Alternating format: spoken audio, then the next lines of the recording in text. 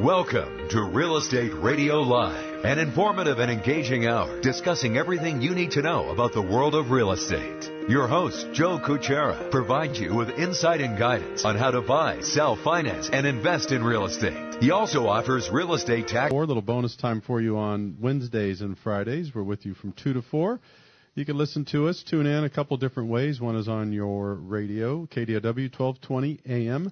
You can also listen to us live online if you go to kdow.biz. We're a live show. We love your calls. That number is always the same, 1-800-516-1220. You could also text us if you're not driving, 408-838-9060. And Bobby's text is 650-346-5352. Very good. So text us if you have any questions about the topic today or anything at all about real estate. That's what we're here for. Educate and inform. Buddy, Bobby, good to have you guys here today. How you guys doing? Oh, excellent. Always love to be here on a fabulous Friday. Working our way into the weekend? Yes. Absolutely. And I got to tell you, Joe, it's kind of exciting, those podcasts that we're talking about off air. Yeah. Hey, guys, those of you listening to us, thank you so very, very much for checking our podcasts out. It's kind of exciting. Yeah. I mean, you hear that somebody like Kardashian has 1 million downloads. Oh, we're on our way. And we get like... We just started last week. We're just starting. We're just a little under a million, Joe. No. We got to keep it going. Well, Kim said that you had one from Pakistan. We did. Yeah. That's cool. And well, at least we get the award for coming the furthest or being looked at the furthest away. I'm very excited for the show. Everybody here that we've launched this podcast program, and you can find out more information by going to the website, of course, and then.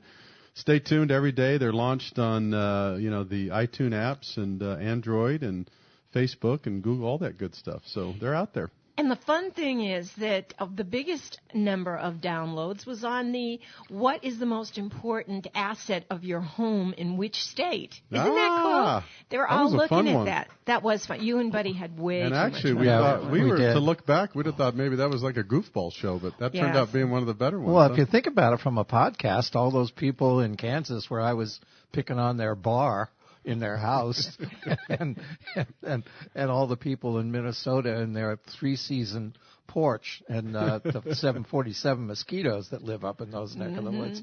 They're all interested in what we had to say about their state, and that's probably why we got all the hits. It's about balance and diversity, right? I mean, to diversify this. I mean, it's fun to have all these different topics. Today, we're going to talk about the perspectives on the health of the United States economy. Restoring balance to the housing ecosystem. Wow, that's a mouthful. Isn't that a mouthful? Yeah. And we've got a bunch of interesting people, very well-known and very respected people who are going to talk about it. I think Bobby's going to give you kind of a list of who those guys and gals are. Right. Well, it's a lot of curious information and data because when they put it all into one big pot, Joe, you know as well as Buddy and anyone else who's listening in, is we're very diverse as a country. Right. We've got so many melting pots and they're so different. The segments, the market segments are just, the Midwest is so different from the coasts and New York City is so different from, say, Atlanta. And or any place in the world. Right. Well, it's kind of its own unto itself, isn't it? Kind of like Paris. It's like people go, they're not very friendly there. I said, have you ever cruised down a street in New York City? Good point. Those cabbies are not the finest conversationalists. Now, come on. You and I lived and worked there at different times. I know, but I don't expect them to be nice. It's a small veneer that it's easy to get through. I know, down deep. We love New Yorkers. Right. Well, I love Parisians. They just have that attitude. You kind of have to. Doesn't make you a bad person. If you smile at anyone, they smile back, It's amazing how infectious a smile is. It is. Okay, and they look at you like, what are you smiling about? So I have a Subway smiling story in New York that didn't go over as good. You don't want to go there. I don't want to go there. So I'm going to talk about, just real quickly, the California Association of Realtors. Okay. They have an annual executive roundtable series. And for 2015, there were 5 key members of the roundtable. That was Leslie Appleton Young. Love her. I go to listen to her whenever I can. I've She's heard her before. so good, Joan.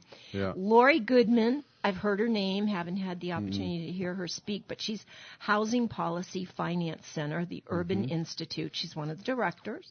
Nella Richardson is a chief economist for Redfin.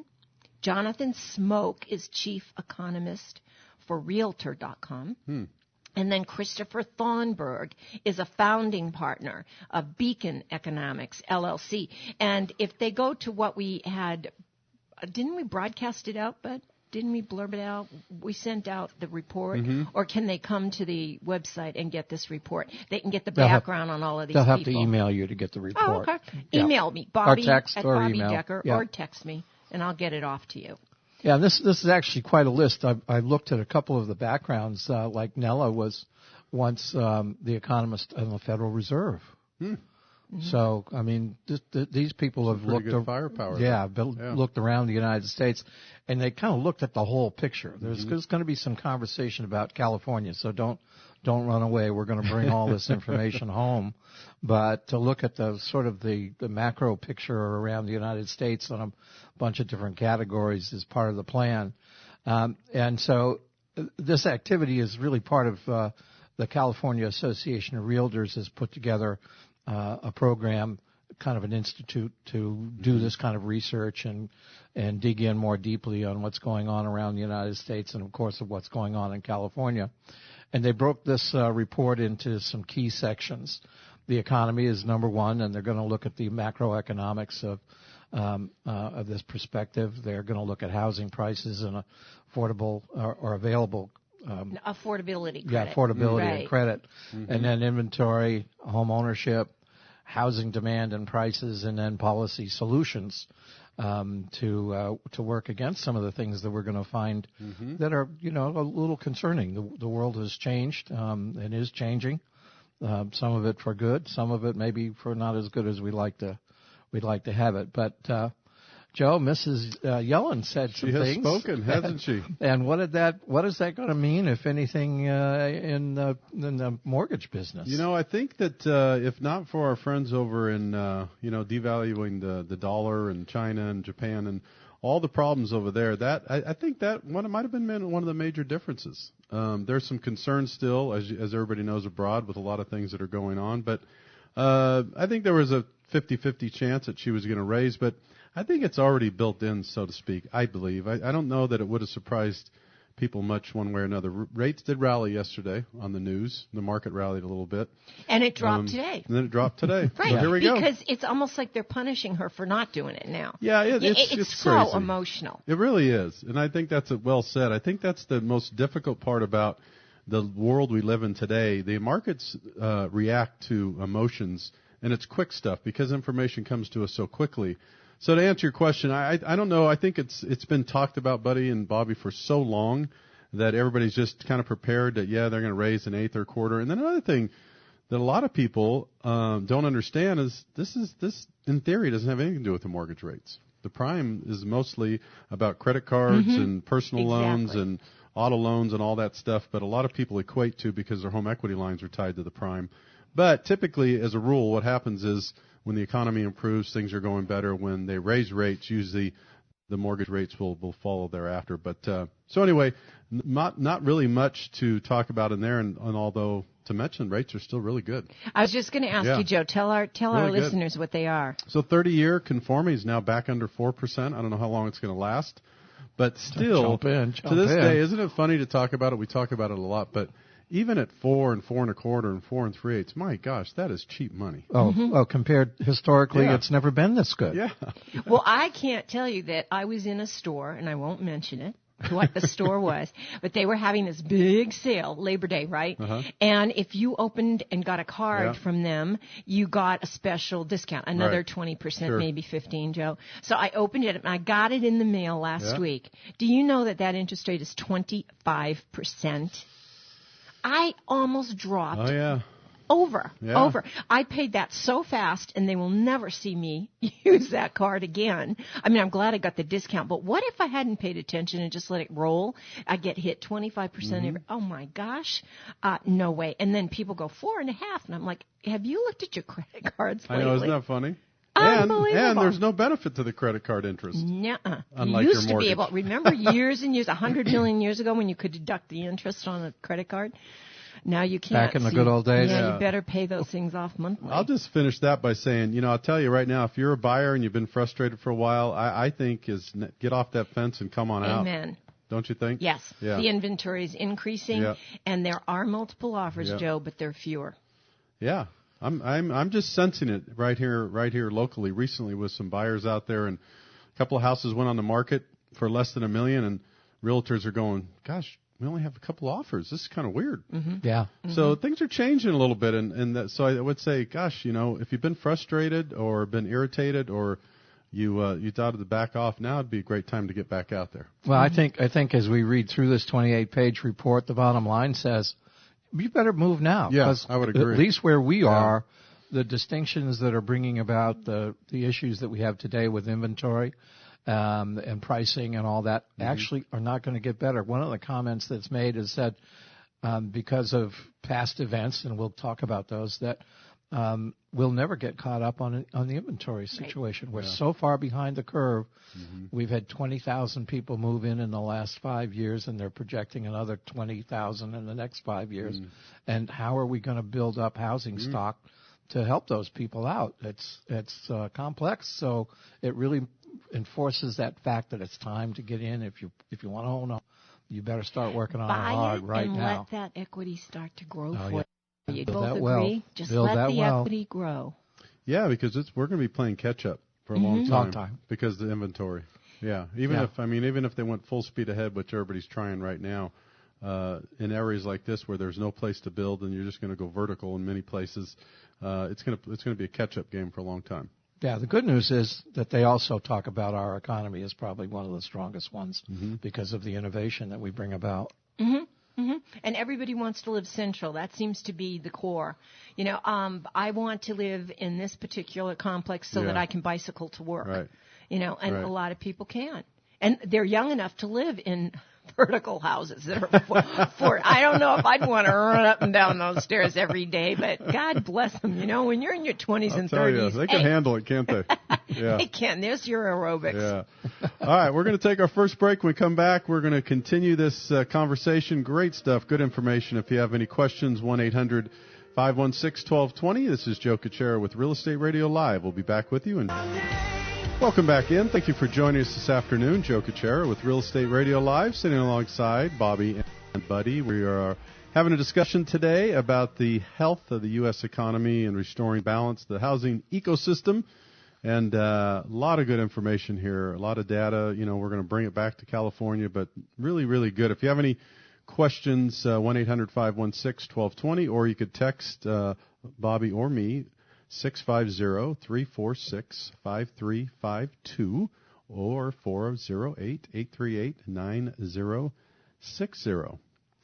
Bobbi, you want to pick up where we left off here? Well, sure. I'd love to. Now, this roundtable series was over a month ago, and there are some major concerns that they have, and that's because the volatility in the pricing is, it's not homogeneous across the state, Joe. They suffer in the valley. Yeah, right. Suffer in the valley. Sure. Even L.A. is not as strong as we are. That's true. We're just chugging along because we're Silicon Valley.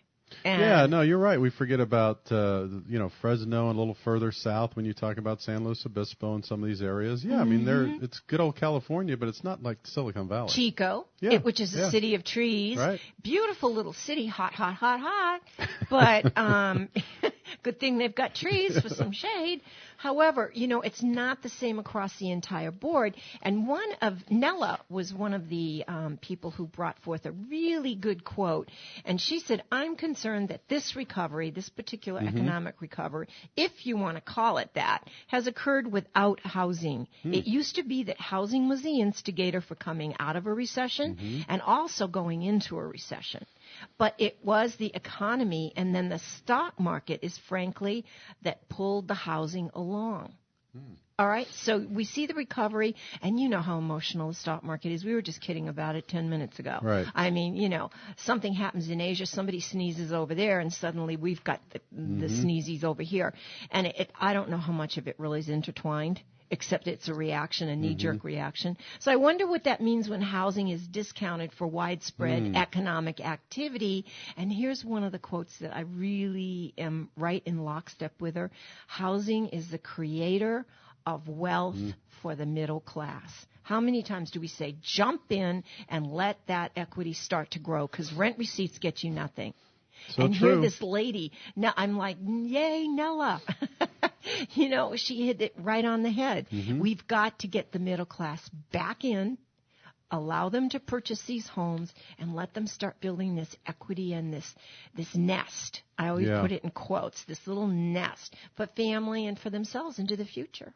Yeah, I think in the next couple of segments or shows, we really need to do something on different ways to leverage your equity and the use of your home, because there's so many people that have a lot of equity rich, cash poor. They don't have a lot of retirement, those types of things. Another topic for another time. But as we're talking about this, as you mentioned that the equalizer in the terms of how it builds wealth.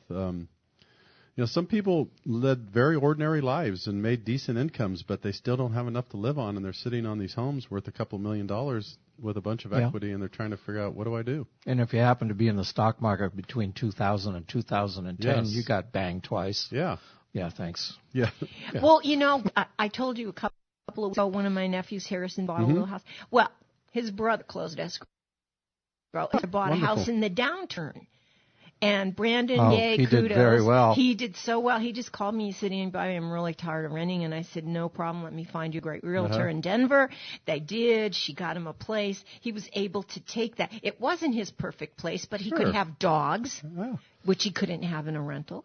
And he let the equity grow. And Joe, now he just got engaged. They're going to get married next year. Exciting. And now they got their house. And this is the house of their dreams. I mean, for right now, but had he not take that step? Yeah.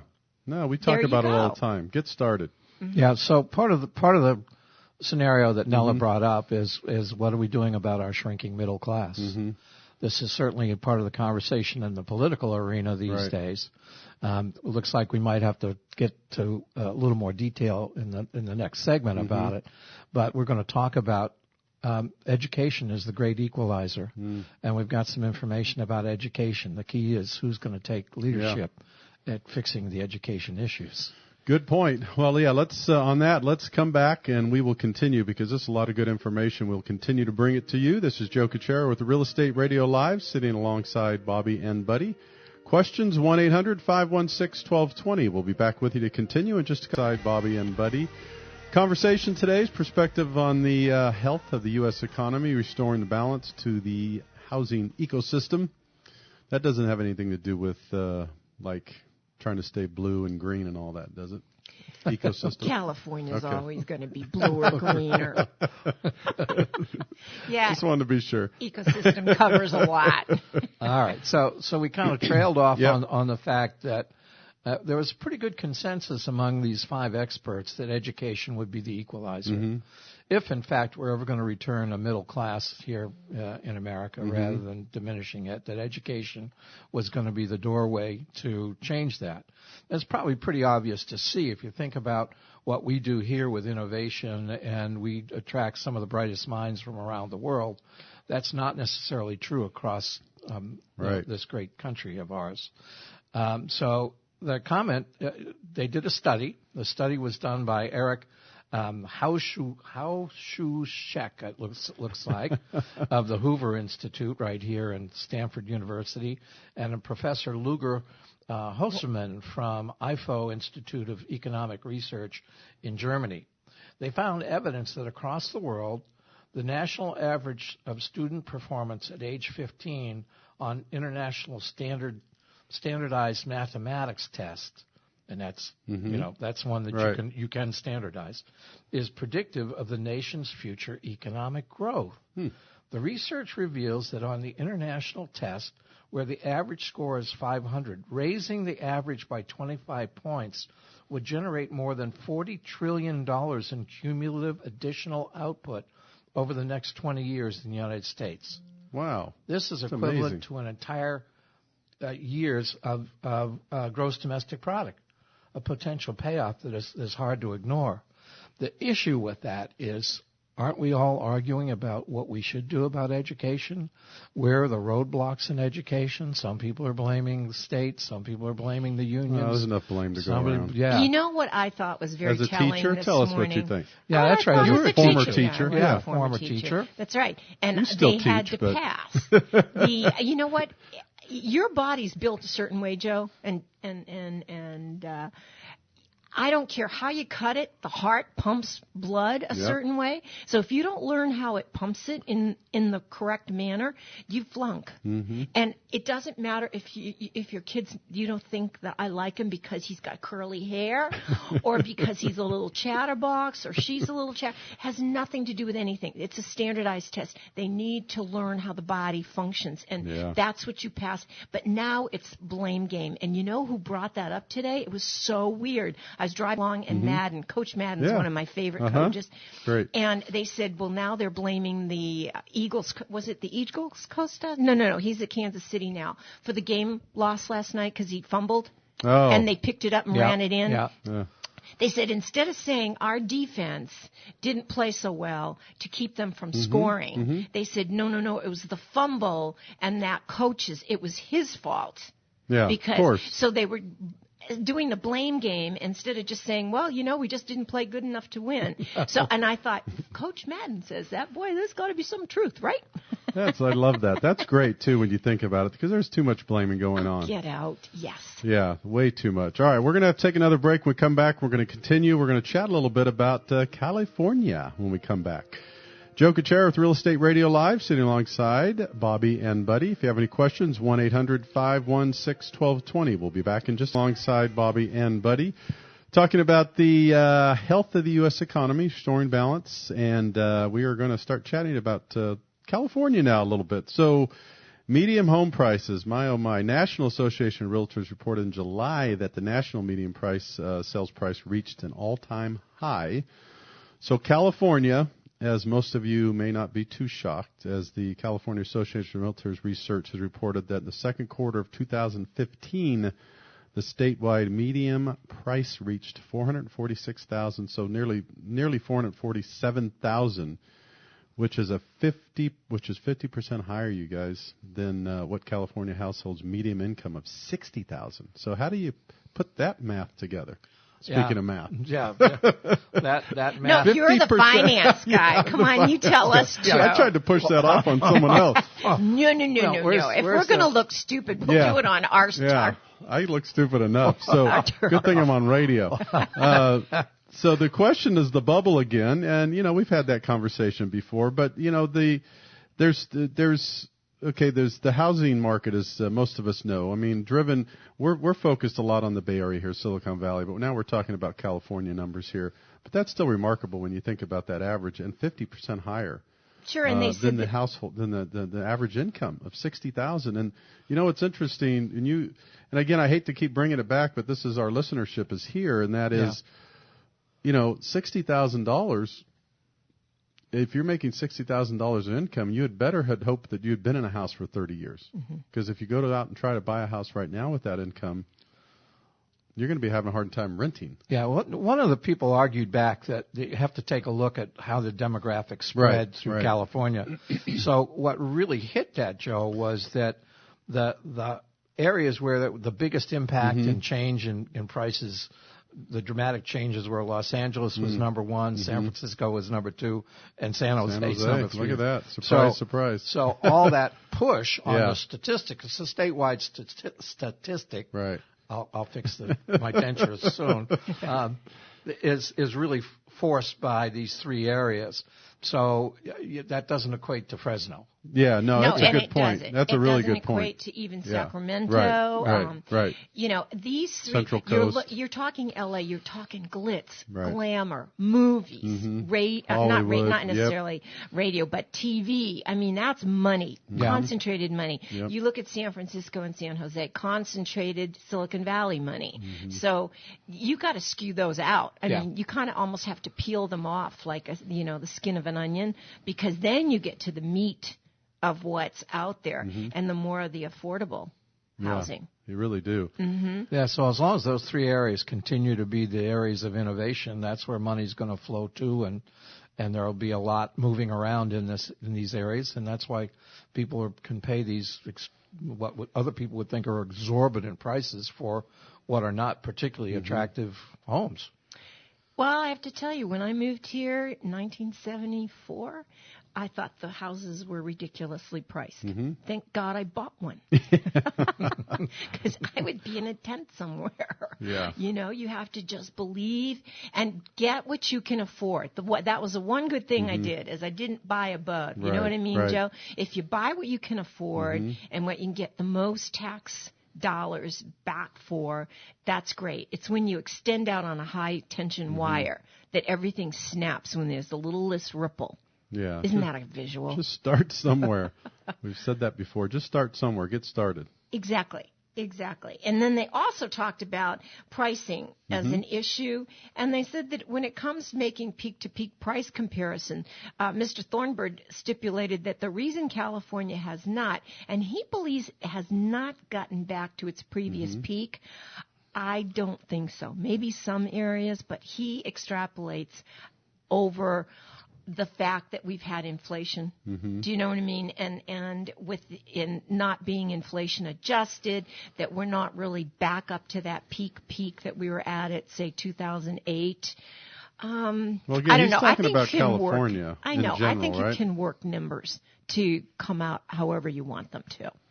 Well, let's face it, too, real quick. We're not going to get, but, you know, this area and most of the areas here have not only rebounded but exceeded those. I mean, the part that's having an effect on it is, let's face it, you know, Central Valley, some places where a home in Stockton maybe at the height might have got to 600,000, and they have not come back. That will never see that. They may never see that number again. That's the difference when you have places like that. And one of the reasons is you've got land. Yes. And you can keep building. You can keep building new, which competes with the older inventory. You can't do that on the peninsula. Right. Wish we could, but we can't. No. So anyway, back at the ranch, politics. I wish they wouldn't play with the deductibility of interest. Well, I hope they don't. I mean, that's a lot of there's been conversation about that for years, but that would be very foolish. That'd be extremely foolish, and I'm already embarrassed enough by watching these what do they call them? Politicians? Yeah. Yeah, but gosh, I'm candidates. Going blank. The candidates. The candidates. The debates. Gosh, the debates. My gosh. Yes. You're not embarrassed, are you, Joe? They're not debates. They're screaming matches. We turned them off. You wonder what the rest of the world thinks when they look at that stuff. I don't know. When I'm Trump afraid is high-fiving guess. someone with his hair flying all over the place, and I don't know, Joe. I don't know. Buddy and I took the dog for a walk. Good, we thought good that was idea. better use of our time. I took a bottle of wine and went out to the backyard. Well, you have a great backyard. You do. Here's your little oasis away from the craziness of the world. That's true. But the politicians, they've got to stop playing with stuff and leave it alone. The American dream wants to live on. I mean, I'm seeing all these younger kids now coming back into the market because they can. Right. Joe, they finally got the jobs they've been trying to get since they got out of college. Yeah. They've got the wherewithal to do this. I know you guys want to stay out of politics, but I have to throw in one quote. Here he goes, Joe. Thornburg said,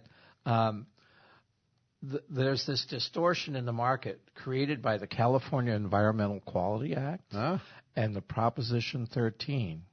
We haven't built enough housing relative to the population growth in the last 20 years, and we're so far behind, it's impossible to catch up. Yeah, it is. It's true. It is true. All right, we're going to have to take a break. On that note, we'll come back, and we're going to continue with politics and Real Estate Radio Live. No more politics. Stick with us. We'll be back with you to finish up in just a couple of minutes.